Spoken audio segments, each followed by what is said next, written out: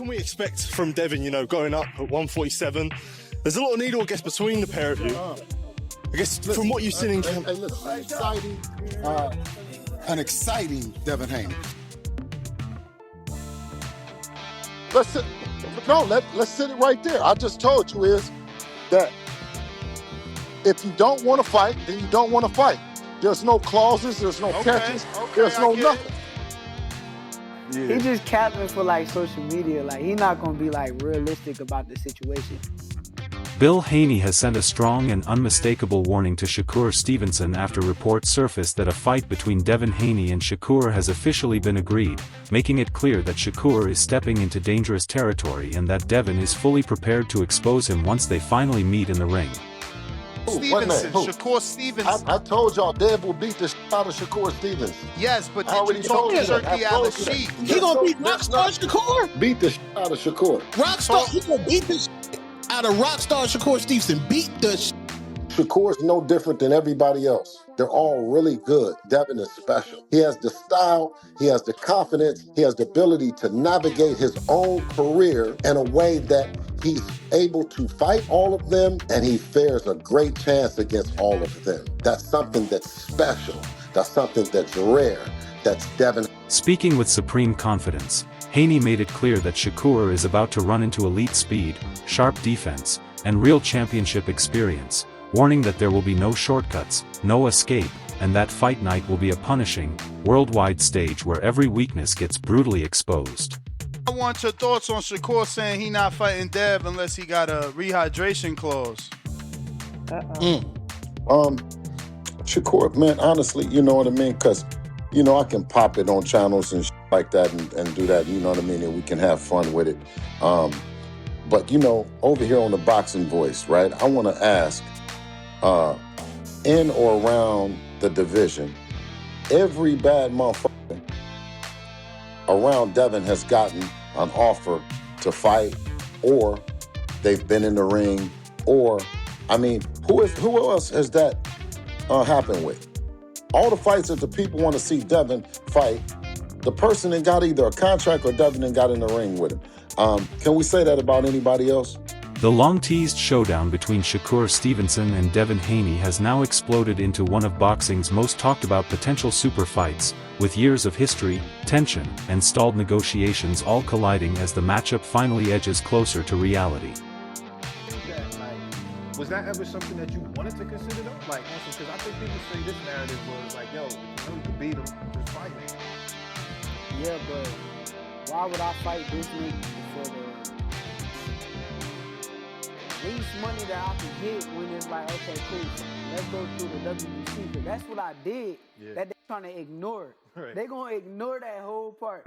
I said, WBC, y'all do y'all job, enforce the fight, and we're going to do it that way. They gave him the deadline to figure out was he going to fight me or fight Regis. That man decided to move up. Yeah. But I really made the WBC do their job. That's what it really came down to. And whatever is that they was going to offer, that's what it was going to be. So if they would have came back and said 75-25, I would have had no choice. I just tried to go around the bull that was presented because that's bull. Like, I'm a two-division world champ. I unified at 130 in one of the biggest fights at 130 pounds. Like, if we're going to be realistic. Stevenson has publicly stated that if the fight happens at 147 pounds, it would come with strict post-weigh-in weight limits, making it clear he wants tight controls in place before stepping into the ring. I want me to come to 147, I'm coming in with rehydration clause. I don't even do that. Yeah. But why am I going up to these guys' weight classes if I'm not planning on going there? So any of y'all want to fight me at 147? Yeah, rehydration. 10 pounds. 10 pound rehydration. Like the IBF rule, basically. You got to understand, that means on fight night, when we get in the ring, they're going to be 157, maybe 158. Max. No bigger than 160 that night. Right. I'm cool with that. So if we could get it like, all right, like the IBF rule, 10 pound rehydration. Yes, but think about it.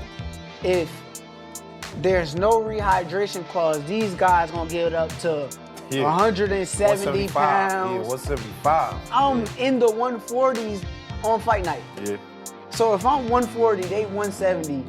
Bro, I'm not. What am I in here wrestling around with these? Right. Come on. Bill Haney has remained firm on rehydration clauses, making it clear he will not accept any such limits in Devin Haney's fights, a stance that could directly affect negotiations if Shakur Stevenson insists on including one in the deal.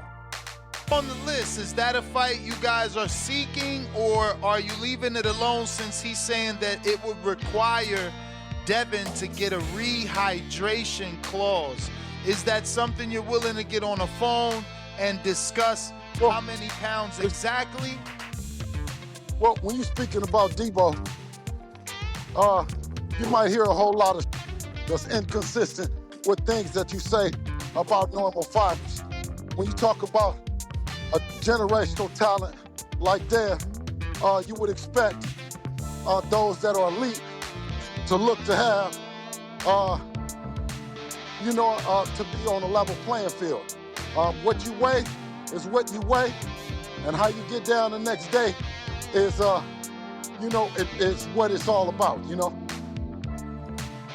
and that's what that is. Bill Haney has made it clear he has no interest in negotiating catchweight terms for a potential fight involving his son Devin Haney, a stance rooted in his broader refusal to accept rehydration clauses or any weight stipulations that could limit Devin's natural size advantage.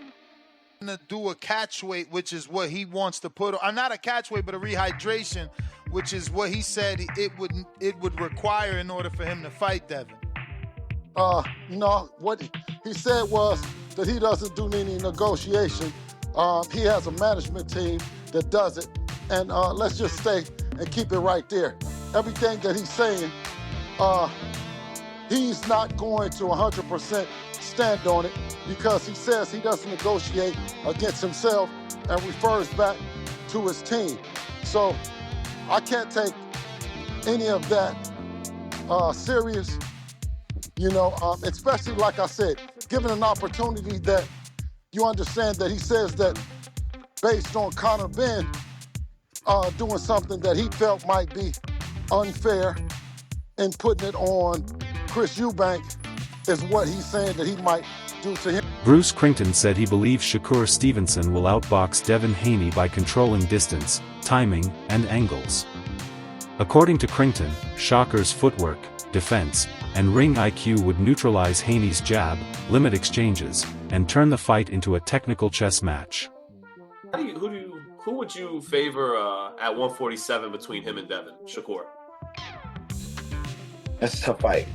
I like both of those styles together, but I do think that Shakur is just more defensively aware, sound and aware. It's possible that Shakur may win that fight. I feel like he's a problem for a lot of guys because of his style. But Devin and both of those styles together, that's a great matchup. And I don't know. That's actually a really good fight. I genuinely don't know. Many analysts agree that Shakur Stevenson has all the tools to become boxing's next major star, combining technical skill, defensive mastery, and exceptional ring IQ, qualities that could help elevate the sport as fans grow to value precision and strategy over raw power. Devin Haney,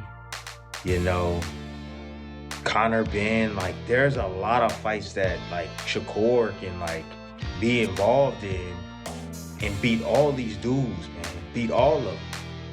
Has a chance of beating all of them, right? And solidifying, his mark in the sport, being, the great of his generation. When Crawford left, I told y'all that, Shakur was the next guy on the throne.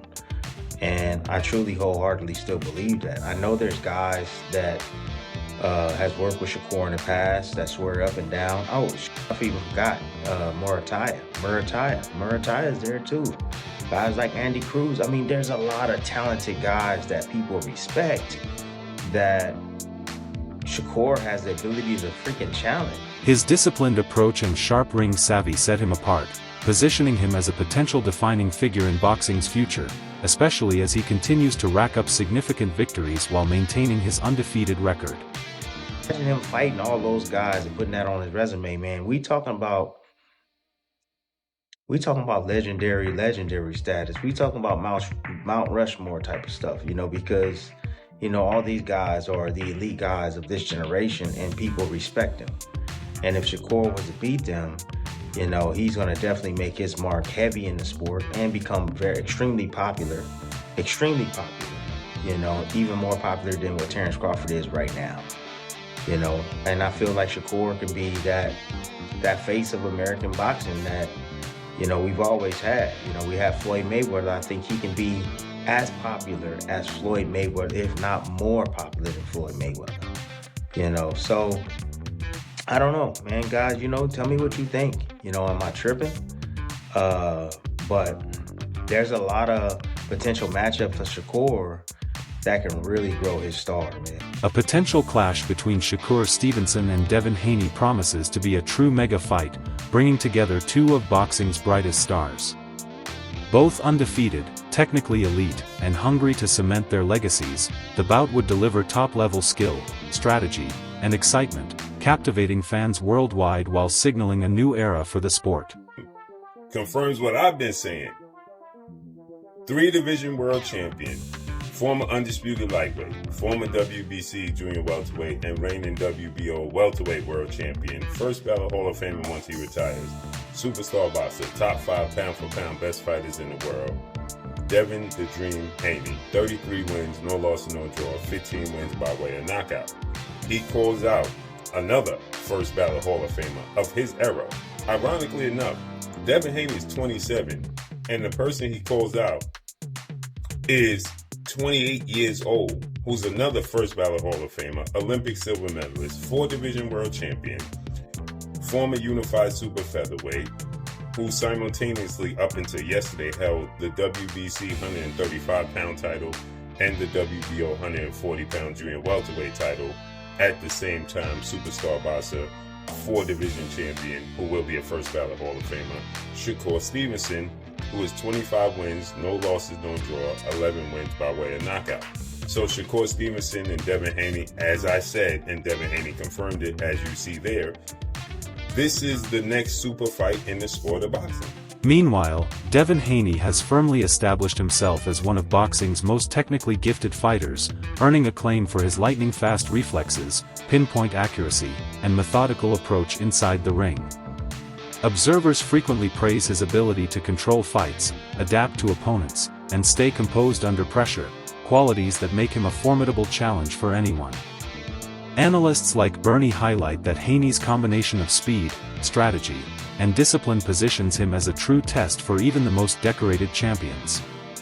Matched against Shakur Stevenson, the potential bout takes on even greater significance. Both fighters bring elite-level skill, sharp boxing IQ, and a relentless drive to cement their legacies. This fight would not just be a contest of talent, but a career-defining moment, with Bernie emphasizing that it would showcase high-level strategy, resilience, and technical mastery, making it an unmissable clash for boxing fans worldwide.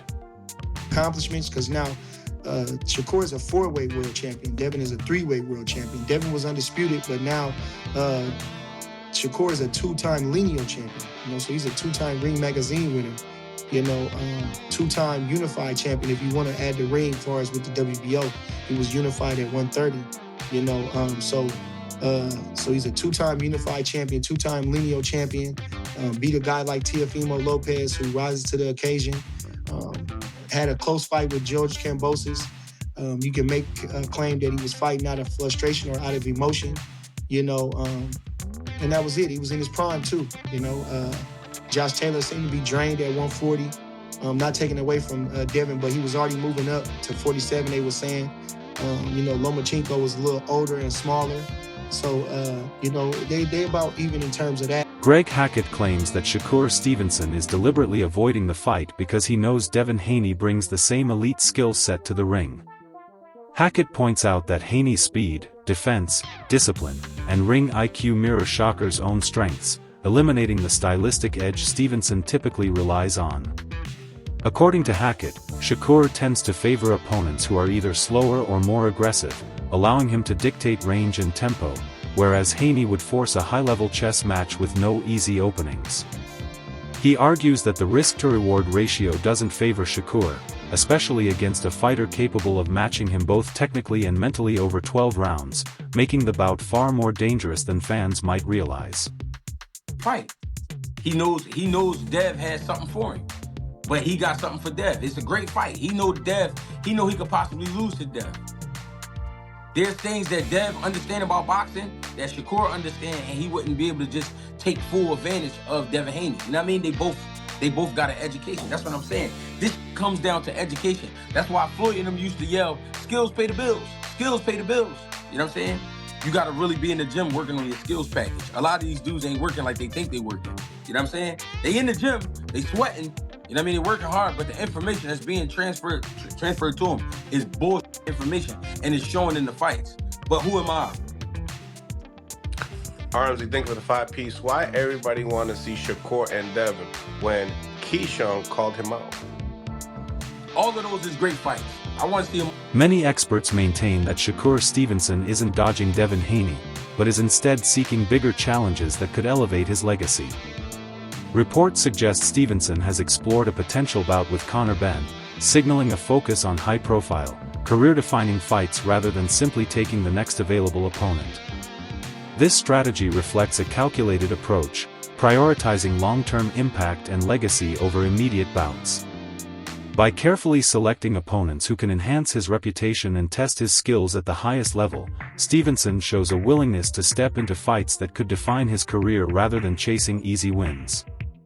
This mindset has sparked debate within the boxing community, with some praising his ambition and vision for building a lasting legacy, while others question whether avoiding certain matchups could cause unnecessary delays. Okay, let's talk about this Shakur and the Conor Benn thing. Shakur's been getting a lot of flack because fans feel like that Shakur is ducking Devin Haney. How do I feel about Shakur ducking Devin Haney? I don't think it's true. I don't think it's a thing. Shakur said he's going to go up, put a rehydration clause on the man to fight him. Is Devin Haney going to take a rehydration clause to fight? If not, I don't think so. So why are we even having the debate about him fighting Devin? It's not like he's fighting a champion to get a random accolade like a belt or something, you know? So it's really irrelevant to even bring up why Shakur is not fighting Devin. He's fighting Conor Benn because he feels like he needs to fight Conor Benn because he disrespected him or whatever the case may be. It's really nothing to it. Fans are trying to put Devin and Shakur against each other. I would love to see the fight, but it's whatever. Shakur Stevenson has made it clear that he aims to achieve big things in boxing and isn't intimidated by tough challenges.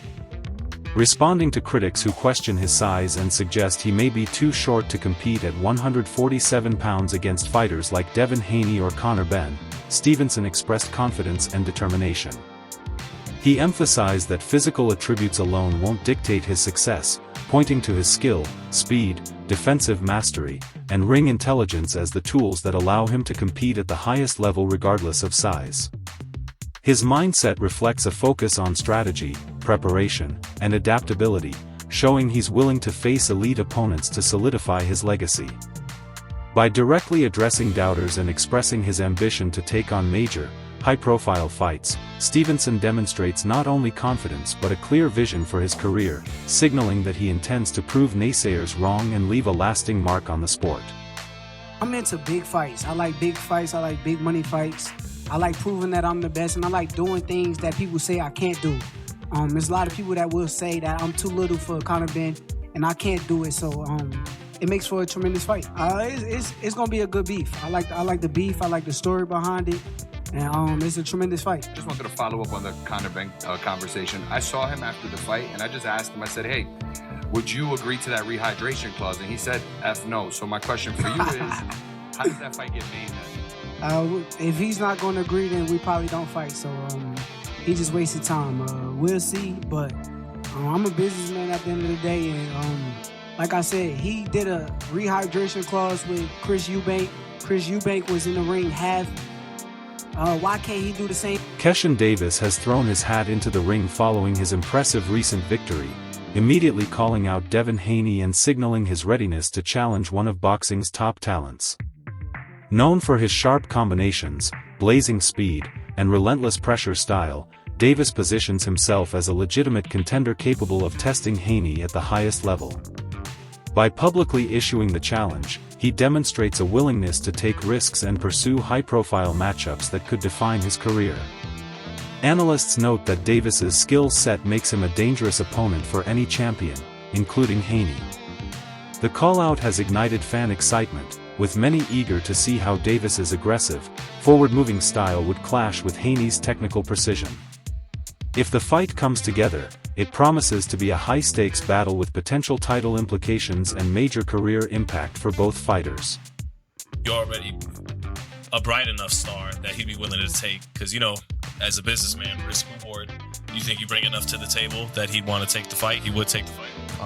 Hopefully, bro. I hope he would take the fight. In terms of answering your question, a bright enough star, he's already entertaining me on Twitter and social media and stuff like that. So I guess he sees some money potential in this fight right here. But what I would like to do is I would like to become champion, because that just speaks for itself. Once I come to the champion with the table, you can't play with me. You know what I'm saying? Like, everybody know me. People know me. I can go to the UK and sell. Like, I can go anywhere and sell. My first main event, I sold 10,000 tickets. I sell, period. You know what I'm saying? That's why he's entertaining me, because I am a star. But when I come with that world title, whether I beat Dalton Smith or I go move up a weight and beat Lewis Crocker, once I come with them world titles, it's just a different story. Devin Haney has made it clear that he's willing to face Keshan Davis with no special conditions, showcasing his straightforward, no-nonsense approach to competition. His father and trainer, Bill Haney, reinforced this stance, emphasizing that Devin prefers to fight at his natural weight rather than be constrained by restrictive rehydration or catch weight rules, a sharp contrast to reports about Shakur Stevenson's preference for structured weight management. On the other side, Davis has acknowledged some lingering frustration toward Haney, recalling early encounters when he felt underestimated as a younger fighter. Despite that history, both men are now focused on the bigger picture: opportunity, career growth, and legacy. Their dynamic underscores that boxing isn't just about raw talent, but also about strategy, past experiences, and calculated decision-making. As these factors continue to influence negotiations and fan interest, anticipation is building for a potential matchup that could have major implications for both fighters' futures and reputations in the sport. Fight Keyshawn the Businessman Davis. As I said yesterday, he fights and beats Keyshawn, then guess what? It makes the fight with Shakur and Devin that much bigger, right? Because it's a redemption, it's a storyline, so on and so forth. Devin has history, sparring session. We know the history, right? So Devin Haney wants that fight, as we know. This is not a surprise. This is what Devin Haney does. No stipulations. As father, trainer, and manager Bill Haney stated yesterday on the Boxing Voice, he stated, why we have to have stipulations, roadblocks. We ain't trying to do that. Devin moved up, so you don't have to drain yourself. Why would he have to drain himself? Right? Nonetheless, Shakur wants a 10-pound rehydration course. Keyshawn the Businessman Davis, as you're going to see right here, he explains why he don't like Devin Haney. Because, and people are asking me and sending me, this is an old clip that Keyshawn did with Wallow and Gilly, and people are asking me my thoughts as resurfaced because obviously the Devin Haney, Keyshawn Davis, saga has started to kick up.